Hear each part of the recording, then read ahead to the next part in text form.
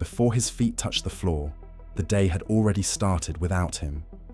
The phone lit up first, a single notification, then another, then a feed. He hadn't decided to look. He hadn't decided to scroll. He hadn't decided anything yet. But 13 minutes were already gone, and somewhere, very quietly, his attention had been auctioned off before he was fully awake. If you've ever felt this, the slow drag of an entire morning into a screen you didn't really want, you've probably told yourself the same thing he tells himself. I have no discipline. I'm addicted to my phone. Something's wrong with me. But this video is not about your weakness. It's about a much older question, dressed in a modern problem. Your brain is not broken. It is being trained by the world around it. That's the lens this channel is built around. Not just what people do, not just the visible behavior, the procrastination, the scrolling, the missed goals, but the hidden systems training them to do it, the cues you stopped noticing, the rewards you didn't ask for, the environments that quietly rewrite who you think you are. Here is the part most people miss. Your brain doesn't only choose what it wants, it learns from what keeps winning. Notification, check. Boredom, scroll. Stress, escape. Awkward silence, phone. Hard task, delay. Every loop, repeated enough times, becomes a prediction. The next time you feel that exact tension, your brain already knows what comes next. It chose before you did. There's a small window inside almost every important moment. A few seconds where you could start the workout, send the message, open the document, have the hard conversation. A few seconds before the brain offers you a softer exit. I'll do it later. Just one video first. Tomorrow will be cleaner. You don't lose the day in one big decision. You lose it in 1,000 tiny windows that something easier walked through first. People have built rituals around this window, counting backwards from 5, setting timers, tricks to interrupt the hesitation before the brain talks you out of it. None of these are miracles. None of them rewire neuroscience. They're just small interruptions in a script that runs faster than you can think. The real point isn't the countdown. It's noticing the window exists at all, and noticing what usually fills it for you. And here's the second thing people get wrong. They think the problem is motivation. That if they just wanted it more, they'd do it. But look at his desk. 3 productivity apps, 2 language apps, a reading app he opens once a week, a learning platform he paid for and forgot, 6 tabs, 4 group chats, a folder of unfinished plans. His problem isn't that he doesn't want enough. It's that everything he wants is buried under everything he half started. The overloaded brain doesn't need another plan. It needs fewer signals. Modern discipline is mostly subtraction before addition. Less apps, less tabs, less noise, less open loops at the same time. You don't focus better by adding a focus app. You focus better by removing the things that have been quietly training your attention to leave. There's a piece of research from the Vietnam War era that still surprises people. A large percentage of US soldiers used heroin during their deployment. When they came home, relapse rates were far lower than many people expected. That outcome doesn't mean addiction is simple. It isn't. But it pointed at something we keep underestimating.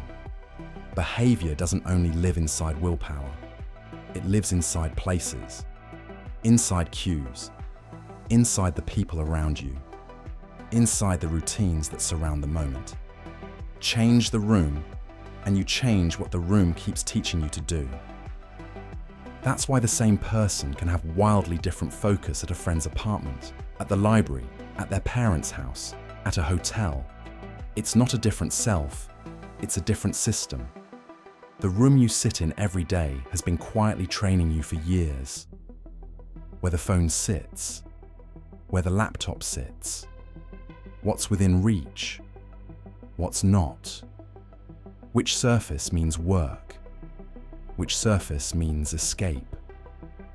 You stopped noticing, but the room never stopped teaching. And then comes the part no one wants to say out loud. You're not just used to your distractions, you're loyal to them.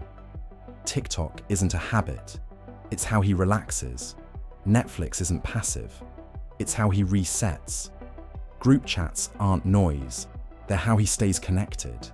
That fake learning app he never finishes, that's how he feels productive. The distractions stopped being something he uses.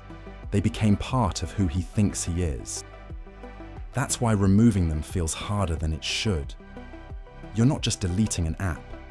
You're stepping out of a small identity you built around it. And the brain protects identity louder than it protects time. So the loop survives. Not because it's powerful, but because it's been wearing the clothes of your personality. And some of the loops aren't even pleasant. You scroll through a feed and leave it feeling worse than when you started. Other people's bodies, other people's apartments, other people's incomes, other people's discipline, other people's mornings. You weren't entertained, you were ranked. That's the part that gets missed. Some distractions don't numb you. They wound you and keep you scrolling so you can confirm the wound. And it's worth saying clearly, the platforms aren't broken either. They're working perfectly. Infinite feeds, variable rewards, notifications timed to find you, social feedback loops that make every refresh feel slightly different. None of it is accident. You're not failing the app. The app is succeeding at you. At some point, the day is supposed to end. He gets into bed, lights off, phone on. He tells himself he's just checking one thing. But the bed has been trained for years now. This is where he scrolls. This is where he stresses.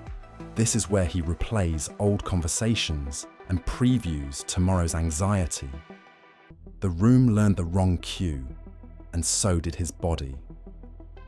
This isn't a video about sleep tricks. You don't fix this with 5 hours, cold showers, or some online routine that calls itself a protocol. The body learns from repetition. That's all. If the bed has been a place for scrolling, stress, and unfinished thoughts. The body believes the bed is a place for scrolling, stress, and unfinished thoughts. And it will keep believing it until the cues around the bed change. By now, the surface has fallen apart. Procrastination wasn't the problem. Scrolling wasn't the problem. Comparison wasn't the problem. Bad sleep wasn't the problem. Each of them was a symptom of the same deeper thing, a nervous system being trained every day by an environment that never stops asking for its attention. So the right question isn't, what is wrong with me? The right question is, what is training me? That's the kind of question this channel exists for. Not louder advice, not faster hacks, not new ways to blame yourself for a system that's been designed to keep winning. If this is the lens you want to keep, the Elias principle is here. Not to make the world louder, to help you see what was already training you. And then it's morning again. Same room, same bed, same Elias. But the phone isn't beside the pillow, it's in another room. Charging on a counter he has to walk to. A small change, almost nothing. He still wakes up tired. He's still the same person. But the first thing his eyes find is no longer a screen. And the first thing his brain learns today is not the same lesson it has been learning for years. He isn't fixed. He hasn't transformed overnight. He'll relapse. He'll scroll. He'll lose entire afternoons again. But something underneath has shifted. He stopped trying to defeat his weakness. He started changing what keeps training him. And that's a quieter project, slower, less dramatic, but it's the only one that ever actually works. Your brain is not broken. It is being trained by the world around it. So the question is not only how strong you are, the question is what you keep letting train you. Because in the end, you don't become what you say you want. You become loyal to what wins your attention every day.